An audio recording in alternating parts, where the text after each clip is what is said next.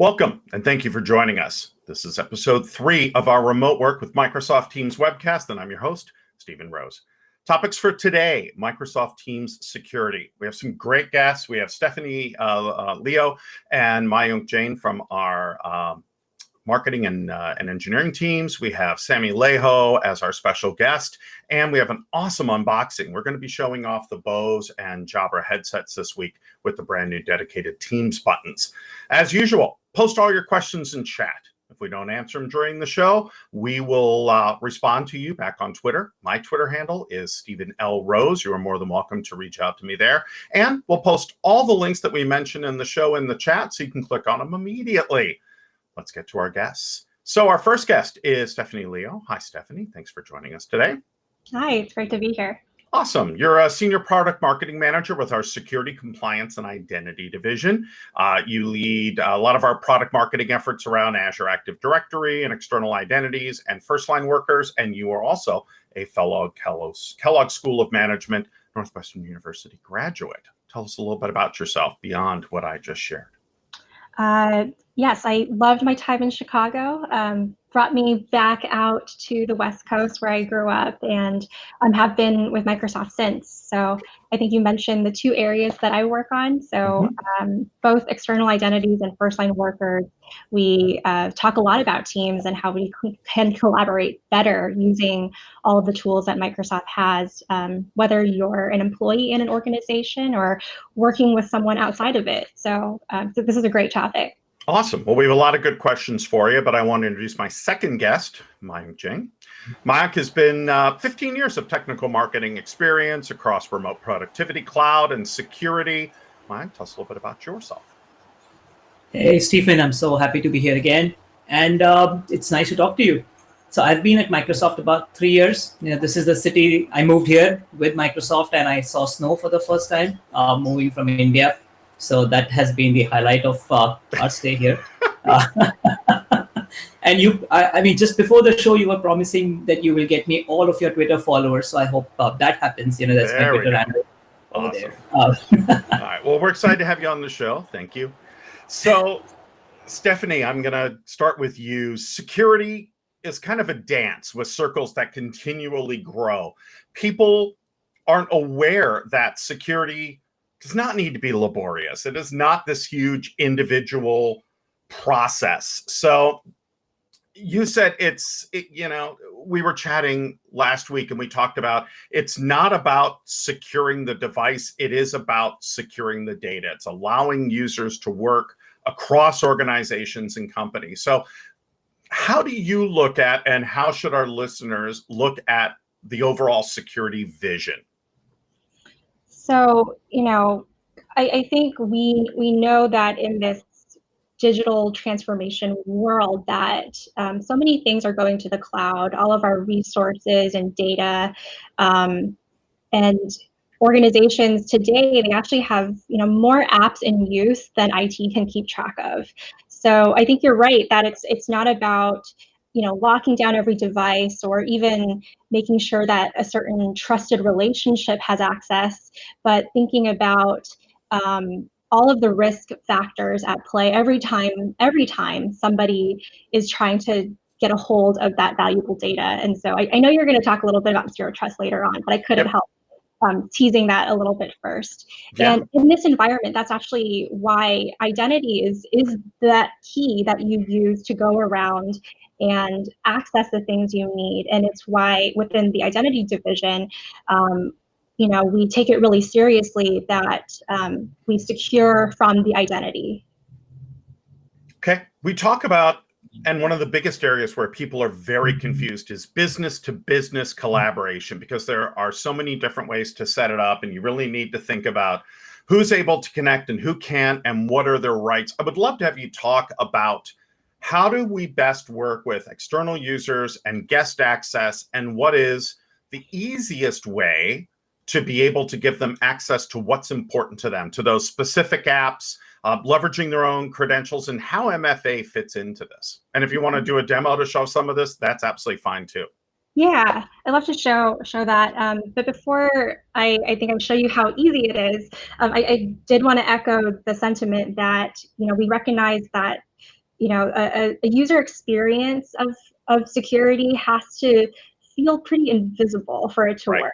It doesn't matter how secure your policies are, how many policies you're layering on, if your employees are constantly finding ways to circumvent it. So when we design, we have to think about how can we make access pretty seamless while giving the admin enough control to make sure that they're applying either the same conditional access policies that they want their external users to do, similar to corporate users, or even adding additional layers of security. For example, if you're extra concerned about vendors being based in multiple locations, logging in from multiple devices. And so in a second, I can show you just how easy it is to take a multi-factor policy that you might be applying to your employees and enforcing that for a guest as well. Absolutely. And I think as you switch over to the demo, that's a really important thing, is that people are going to work from multiple devices and multiple locations. That's absolutely critical, but it has to be somewhat seamless. And if people have to go through a lot of steps, it gets really difficult. And I think that's something that we've done very well with MFA, is being able to make it where you just log in, you pick up your phone and you say approve, or it looks at you, or you type in a single code to be able to do that. So why don't you walk us through that, Stephanie? Sure. So as I mentioned, access by an external user to our corporate application can actually be gated by the same conditional access policies as for a corporate user. So here, I'm going to click on that. You can see that in Azure Active Directory, we're requiring that multi-factor authentication is performed in order to access this custom application that I have called Browser Stack. So when I click on Require Two-Factor Authentication, you can see under users and groups actually that I'm applying this to all users, but if I wanted this to be specific to, say, external users, I could set that up that way too. So I'm going to enable that policy and then hit save. And now if you go back to the external users browser session, so let's say I'm John, I'm a vendor to the Contoso Corporation, and I want to access Browser Stack. So I've already been set up in the system to have access, but once I try to log in, you're going to see that I'm going to be prompted to complete the initial configuration of MFA. So I'm being asked for my phone number. I'm going to add that in. And very quickly, I'm going to get a text message, pop in that verification code, and I'm going to enter that. And this is a setup that I only have to do the very first time that I set up MFA. And in the future, I'll be prompted for it pretty seamlessly whenever I try to access the app. And if you want your external users to not have to encounter MFA every single time, you can also configure that quite differently. So I think I'm done. Cool. And then as we're doing that, can we set the length for those policies? So let's say we have a vendor that's working on something. Now we have an MFA, we have them in the system. We're allowed to really see what they're working on and, what kind of levels we have. How easy is it to control that, to set a cutoff date for all that happening, Stephanie, as we kind of bring that together? Yeah. With the user flow tool, it's very easy to customize. You can set reminders for yourself so that you're reviewing those access policies every year, shorter than that if you need to. And those are really great built-in tools, because at the end of the day, admins, we're all human, and it's hard to keep track of that on your own. So we really try to automate as much of that as possible. Awesome. We'll come back to you in a few minutes with questions. I want to switch over to Mayunk. So Mayunk, now that we have that user enrolled, we want to make sure that the device that they're using, and our goal is we want to allow people, and I've said this many times, to work anywhere from any device securely. So do we have to enroll a device in order to manage it? And let's talk about how that applies to Microsoft Teams both on iOS and Android. Absolutely. And I think that's where this whole integration with what Stephanie just spoke about really comes into play. So if you have any of the E3 products, for example, you have M365 E3 or EMS E3, you have all the pieces already in place along with Teams. You have your Azure Active Directory, you have Intune, or what we now call Microsoft Endpoint Manager, which is a unification of Intune and Configuration Manager. Mm-hmm. And the good thing about that is that you don't necessarily have to manage the devices. Yes, you can, but we give you that flexibility to just manage the apps if that's what that's what you want to do. That's what helps you get started quickly. And that's a demo that I'll probably show you a little later if you're interested. Yeah, absolutely. So the challenges for IT pros are really, how do I step up and support more users remotely? And as I take a look at all of those sharing surfaces, OneDrive and SharePoint and email and Teams, how do I secure all that data with users that can be anywhere? And I'm IT, so of course all that security of data lands on us. So how do we look at stepping up and some more and supporting those remote users better? And what are some of the key things as we look to secure that data, not just in Teams, but in OneDrive, SharePoint, email, all the places where we can share? And if you want to jump into a demo to throw that, that's absolutely fine. Sure. So before I do that, I did want to underline something you just said, which is about protecting against malicious users, the external hackers, the cyber attackers. Right. Sure, we have to protect against that, but also the accidental leakage, people who are just trying to do the right thing, they're trying to do their work, and inadvertently, maybe I post something where I should not post it. So some of these policies that we'll talk about will also help you to prevent that and just give that confidence to remote workers that they can be on any device they want, and their company has made sure that they've kept their data where it needs to be. But let me ask one more question before you go to the demo real quick. Does it make a difference then if the data is all stored in the cloud, if we're using OneDrive and SharePoint, or if the data is all local on servers that I host? Are there any advantages then to moving all this stuff to the cloud? What am I losing by cloud hosting all of an end user's data? You're not losing anything. Actually, you're gaining a lot. The first thing you're gaining is the ability to have that data available across your devices, right? And that for the end user. But for the organization, now think about the fact that we are all working remote right now, and maybe I'm using many devices, but someday we will go back to the office, right? Right. And at that point, you don't want your data to be just scattered, your intellectual property to be just scattered all over the world on different devices, right? Even if it's your devices, right? So this really helps you bring it in one place. And one of the policies that we can apply at the device level is to make sure that people don't save, say, Teams data onto their device. So because maybe today I'm logging in with my phone, I put the data here, and then I forget about it. And then tomorrow I log in from my laptop, and now I'm like, where was that file that Stephen sent me? I can't find it. So we can have a policy that it just goes to OneDrive all the time. Yeah. Awesome. Well, let's go to the demo. I think the other thing that's important is the challenges for end users. It has to be really simple. So reducing the learning curve. Security needs to be easy, if not invisible, and those elements need to be blended. The one thing that that IT pros continually tell me is, this is all really great, but I can't get my people to use it. And I go, it's because then you're making it too difficult.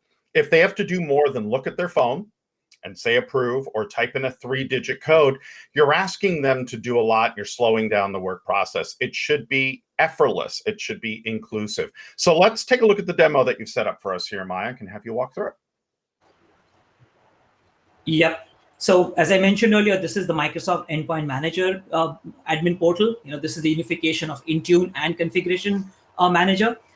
Couple of things I just wanted to highlight here. As I said, you probably have access to this with your licenses for Teams, if you're using an E3 license, for example. And what we saw over this whole last 6 months or so is a lot of people deploy Teams on various devices. And the necessity of securing them is really there, and it's super easy. So you see here that you can secure the devices, you can secure the apps, you can secure it at different levels. As Stephanie said, it all begins with identity. So that's where our integration with Azure Active Directory comes in. But what I really wanted to point out here is that not only can you manage all kinds of platforms, whether it's Windows, iOS, Mac, Android, but we have this thing called app protection policies. And I'm not going to create the entire policy for you, but I'm going to give you a quick flavor of how powerful this is and how straightforward it is for your deployments. So suppose I create a policy called Teams. Now here you see that I don't have to necessarily target it to all devices. I can simply target unmanaged devices. Now, as we were discussing earlier, this is where it becomes really key for users, that are remote and you don't want to necessarily manage their home PCs or their home iOS device or their home iPhones, Android. You can simply manage the Teams app without managing the entire device. And then when you come here, you can select all these apps that we support. So you can select Teams, you can select, say, Outlook, and we can just keep adding them, or you can just look for all of these other apps that we support, including so many of these third-party apps like Adobe Acrobat Reader. And I mean, you can just scroll down and see just how many apps we have. But for now, let me just go ahead and show you what you can do with this. So that's where on the top, you see the data protection tab. And here's where you see, what you were asking me earlier, Stephen, about whether you can back up the organization's data to, say, a personal cloud like iCloud, or can you only send it to OneDrive, to known apps, policy managed apps. So here's where you have all of that choice that, okay, I can, I can only share data with other trusted apps, policy managed apps, or with any apps. Does that make sense? And then as we go,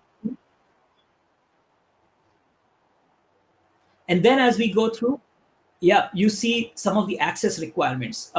Again, when you're on a probably an unknown device or a device that's outside your corporate perimeter, right? At this point, a lot of people are not going into their campuses to make sure that the data stays in the campus. You need to be extra careful about having access requirements. My son, my daughter, they regularly pick up my phone, office phone, and they're frustrated by the fact that I have all these PIN requirements and all these access requirements on my phone, because it's so easy for them, especially if they're young, to just pick it up, try to go to their streaming app, but accidentally maybe just share something that they didn't intend to share because maybe my email was open or my chat window was open. So having these kind of strict policies for PIN types, a strict, maybe enforcing Face ID instead of PIN if that's what you need. Things like that would really help you add that layer of security without adding any friction. Just like Stephanie was saying earlier, it needs to be invisible. It just needs to be there under the hood and still give you that value. No, I agree. I think that's absolutely great. We're going to take a short break, and then we're going to come back. I had an opportunity to chat with Sami Laiho about what zero trust security means. So we're going to take a look at that, and then we'll come back with Stephanie and Mayunk with more questions.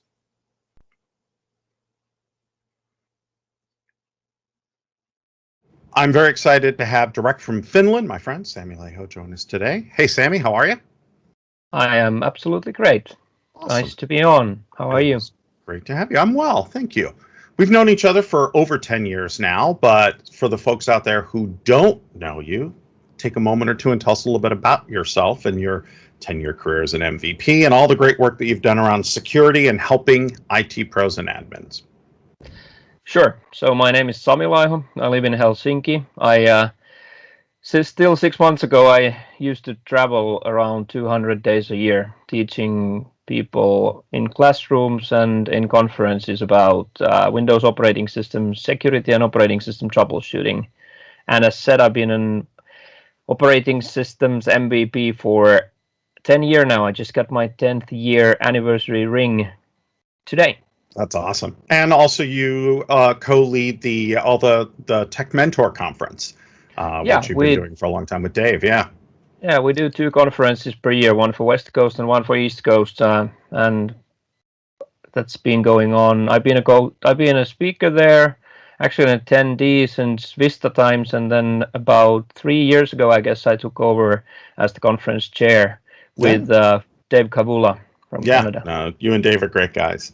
So with COVID and everything happening, we saw IT pros and administrators have to kind of take a step back and roll out software in weeks that they had planned to do in months, whether that's Exchange Online or Office 365 or Teams or any one of those.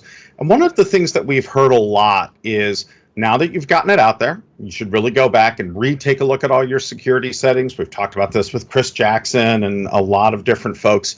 But one of the key things that I continually see in a lot of articles is it's important to take a zero trust security posture.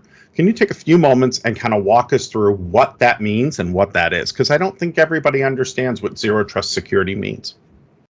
Yeah, sure. So I myself have been a loud voice of running as a non-admin and as a limited user. And I always try to remind everyone that the NT 3.1 user guide back from 1993 states that to keep any kind of security in Windows, you have to have the principle of least privilege applied. And that's something that people were kind of getting grips on. But when this all COVID thing started happening, then of course everyone had to get laptop users out of the reach of the IT support, and that's one of the things that many people are now going back to, which is, for example, limiting the privileges that people have.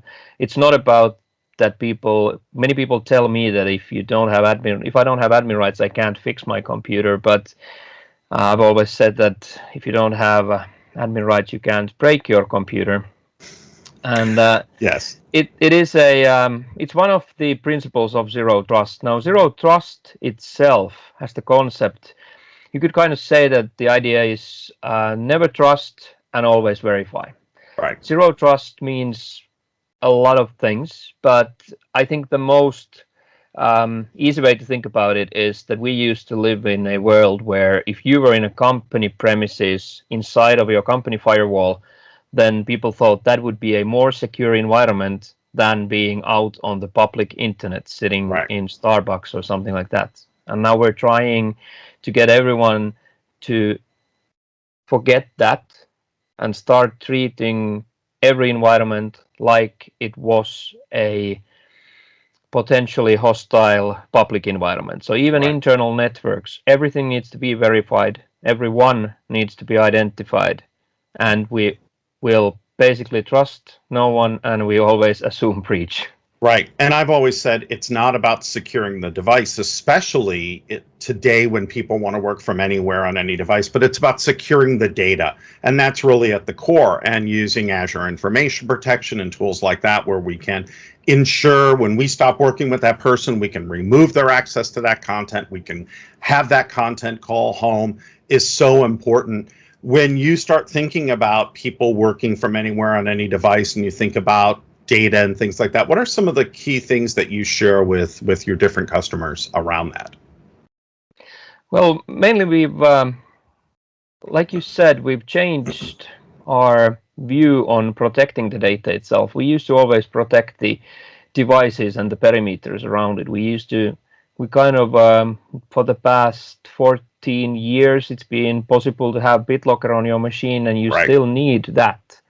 But that still is an offline protection, and nowadays we're more concentrating on protecting the data on the fly. So when you move your data from your own device to someone else, the data needs to stay protected throughout, and the encryption has to stay with it. There were huge increases in security when, with Windows 10, Microsoft changed the encrypting file system EFS file format from the old NTFS that required metadata, and nowadays with the P file format that is used, that you can actually take the data, put it on a FAT32 or exFAT formatted USB key, and it still stays encrypted.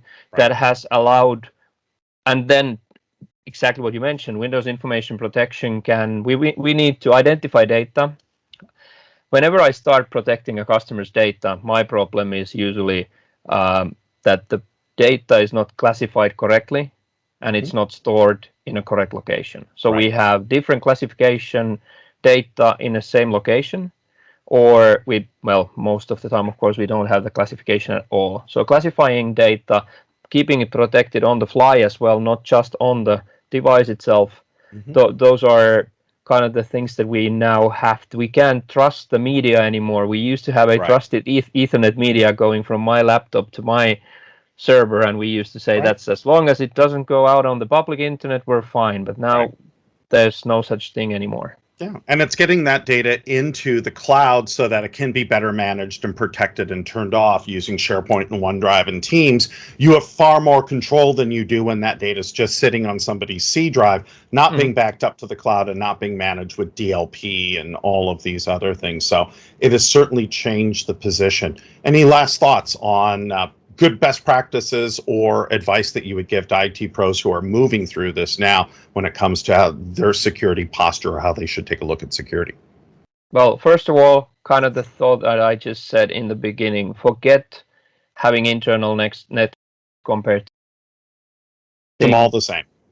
treat them all the same as internet. Identify your users, not just with a username and password. Use multi-factor authentication to kill 99% of phishing attacks. And one thing I am doing every single day currently is implementing different kinds of allow listing, deny listing solutions like AppLocker, for example, or Windows Defender application control, so that we also do not assume that apps are trusted until we have tested them and until we have allowed those in our systems. If you do not allow unsigned code to run on your system, you even without any anti-malware, you kill more than 950,000 pieces of new malware per day. Yeah, it's crazy. Awesome. Sami, I appreciate you staying up late to meet with us today. Thanks so much. And what is the best way for people to get a hold of you if they have a question? I know you use Twitter quite a bit. So what's your Twitter handle? My Twitter handle is Sami Laiho, SAMILAIHO. And absolutely, Twitter is the fastest and easiest way. And if you want to find out about my own stuff, I have a website called win-foo.com. Awesome. Well, we will definitely get that link up there for folks. Thanks again. Have a great weekend, and thanks for joining us, Sami. We'll talk to you soon. Thank you so much for having me. And again, I want to thank Sami Laiho for staying up late and joining us from Finland last Friday after his kids went to bed to do that interview. So that was great of him. We have a lot of questions. So let's see. How does Teams security work when dealing with users outside the organization, either in a B2B or worst case B2C scenario? Stephanie, you want to take that one? Yeah, I think one of the reasons we wanted to emphasize multi-factor authentication is that it is one of the most one of the best things you can do when bringing in a B2B user or even a B2C user into your Teams environment. Now, we know Teams already has a lot of built-in security and information protection that being applied to everyone using Teams. So if you, God forbid, have some issues and you have to pull an e-discovery log later, no matter what type of users you're bringing in to collaborate with, you're going to have that information that you need. And prevent the kind of data loss that Mayunk talks about. So I similar to the policy that I showed earlier, you could set that up for whatever kind of external user you're bringing in, no matter what type of identity they're using. Mayunk, does this type of policy require a device to have a broker app like MS Authenticator? So the MS Authenticator is useful for things like MFA, but to get the app protection policies, you need the Intune company portal app. So that's available for all iOS, Android devices. And can they use third-party authentication apps? Let's say they're using Google or something like that. Does it have to be the Microsoft one, or can they use third-party authenticator apps? Third party is fine. We support third party, of course. Awesome. How do app protection policies work with Azure AD conditional access policies? For example, if I wanted to allow users to securely access apps on an unmanaged device, what settings should I use in my conditional access policies? Mike, is that you for that one, or Stephanie? And that's a good example of something that cuts across both. Either of us could answer that one. And maybe for the detailed answer, I would point you to a link on our docs page called aka.ms/memdocs. So you could check out the page on which policies you need. But in a very quick nutshell, the answer is yes, you can do that. And conditional access is actually inbuilt into that MEM experience, into the endpoint manager experience. So you can access it from either the Azure Active Directory portal or the Intune portal. Stephanie, anything to add to that? I think just that we have a pretty extensive partner ecosystem. So, working well and playing well with others is very much part of our engineering DNA. And we want to make sure that whatever you already have and are using, as much as possible, that's integrated with the tools that Microsoft is building. And would echo Mayunk on, short answer, yes. Long answer, check out the details in the docs. Right. All right, one last question, and then we'll answer the rest of these on Twitter after the show. As an admin, if one allows external sharing in Microsoft Teams, SharePoint, OneDrive, how secure is that really? How can we ensure that allowing individual access via email address does not allow those invited users to allow someone else to the link that they are sent? Do we need to only add users as a guest to control this? And I can actually answer part of that, and that is when you invite someone, let's say, to share a document, they get a one-time code that is only good for a few minutes, and it's a one-time use. If they use it, then that code is no good. And if you set it up where they are read-only or that they cannot forward, you can control a lot of that. Stephanie or Mike, anything to add to that as well? I think you nailed it. A lot of the examples we show when we show a B2B guest accessing something, it's the invitation that they're redeeming. That is like that one-time passcode that Right. they're using. Obviously, if you have a more long-term relationship and you want to kind of establish more how should I say it, more seamless ways of doing business with that vendor or that user in particular, you can create it. Using a lot of the tools that we kind of hinted at today, but it just as easily you can make sure that it's a one-time interaction. Yeah. And you can, of course, you have the ability to use Azure Information Protection, DLP, all of these other tools that ensure that people can't share. You can limit what they can send out. And again, by using AIP, you're able to ensure that content is encrypted so you can remove access to it, not allow it to be shared externally no matter where it's at. So you do have a ton of control over that. And that's the thing. And we said this at the beginning, it's not about controlling the device, it's about controlling the data. And this is just a small bit of the many, many things that we can do.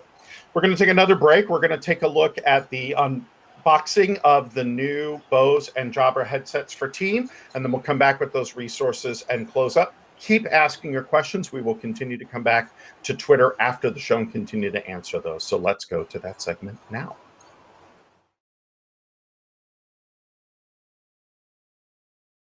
All right, our first of our two headsets this week is the Jabra Evolve 2 Series 85. Comes in this really nice case, so let's see what we have in here. We, of course, have the headphones. We also get a USB-C cable, airplane adapter, USB connector, and a aux cable. That's great if you're going to be on a plane and want to listen to movies and don't have the opportunity to do something wireless. Now with the headphones, they crack open very nicely. They crack into place. What's great about these is that dedicated Teams button. We have microphones here. We have our power and our Bluetooth Connect, USB-C, the aux cable, and then our volume up, volume down, and ANC, which is the noise canceling. One of the other nice things about this one is you can leverage and use these this way, or if you're a boom talker and like to use a boom, there is a boom that comes out. There is a mute button right here on the edge of the boom, which is really nice. What you can do is if you want to answer a call, you can simply just pull that down, turn, you're on the call. When you're done, you can do it that way. Or you can, of course, just use the call buttons that are built right here onto the device and not bring the boom down, but you do have the choice. Also, what's nice is these do light up red on the outside when you're on a call, and this will light up purple when you have a Teams message or a Teams call. Sold separately, if you don't just want to charge off the cable, does come the dock, which is really nice. So when you're not using them, you can place them in the dock, and as you can see, those are charging right up, or you can just plug directly into the USB-C port to recharge. All right, let's take a look at the Bose 700 UC. Once again, really nice leather case. Open that up. We have our Bose headphones, so we'll move those aside. We also get a USB-C cable that we can use to charge the device. separate aux cable for watching movies, and we have that dedicated USB adapter. So taking a look at these also have the dedicated Teams button, so we can see down here at the bottom. There it is. We do have our Bluetooth and our power buttons. There's the USB-C port for charging. We have microphones all around, so 1, 2, 3, 4 different microphones to pick up sound.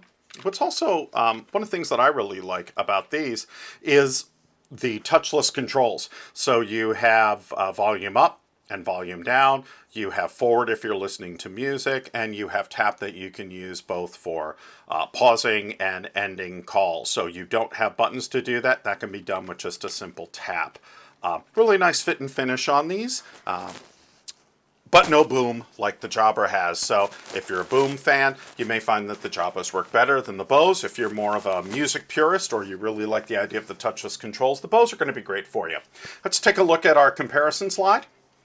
Bose 700 has 20 hours of battery life. The Jabra Evolve tap out around 37 hours. Both have got quick charge capabilities. 15 minutes will get you 3.5 hours with the Bose and 8 hours with the Jabra. Both have dedicated Teams button. The Jabra does have that purple ring light that will show up if it's a Teams call, and the 360-degree busy light that turns on when you're on a call.